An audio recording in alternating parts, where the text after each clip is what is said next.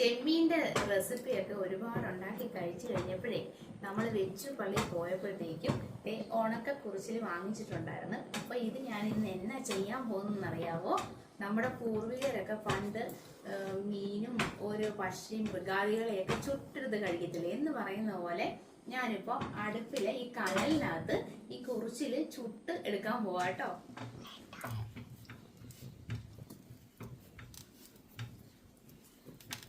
എന്നിട്ട് നമ്മളിങ്ങനെ കനൽ ഇതിൻ്റെ മേളിലോട്ട് വെച്ച് കൊടുക്കുവാണേ.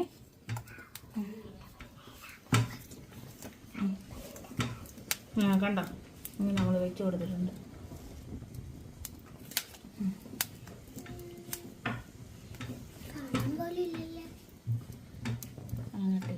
അപ്പം ദേ നമ്മുടെ ഉണക്കമീൻ പാകമായിട്ട് കുക്കായിട്ടുണ്ട് കേട്ടോ.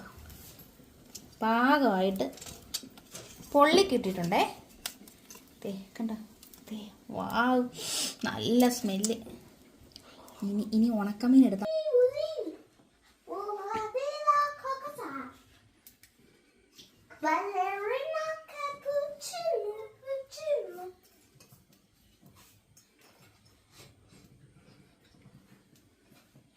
അപ്പോൾ ദേ നമ്മുടെ കുറിച്ചി ചുട്ടെടുത്തത് നല്ല അടിപൊളിയായിട്ടുണ്ട്. അപ്പോൾ നല്ല ചൂട് ചോറും സാമ്പാറും പിന്നെ വഴുതനങ്ങ മപ്പാസാണേ. വഴുതനങ്ങയും വെണ്ടയ്ക്കായും കൂടിയാണേ അത് വെച്ചിട്ടുള്ള മപ്പാസ്. അപ്പോൾ ഇതിൻ്റെ ഒരു കോമ്പിനേഷനായിട്ടാണ് ചുട്ട കുറിച്ചിൽ കൂട്ടി കഴിക്കാൻ പോകുന്നത്.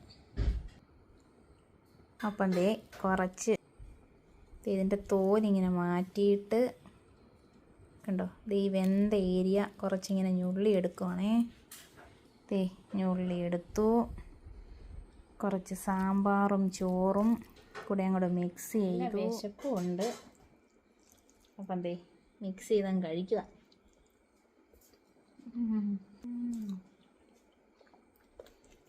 സാമ്പാറും ഉണക്കമീനും നല്ല കോമ്പിനേഷൻ.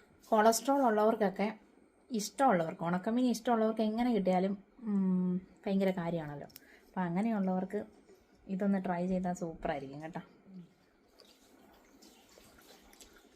സൂപ്പറാണ്. കഴിക്കാൻ ഇഷ്ടമുള്ളവരൊക്കെ ഈ വീഡിയോ കാണുമ്പോൾ കമൻറ്റ് ചെയ്യാൻ മറക്കല്ലേ കേട്ടോ. അപ്പോൾ ടാറ്റാ.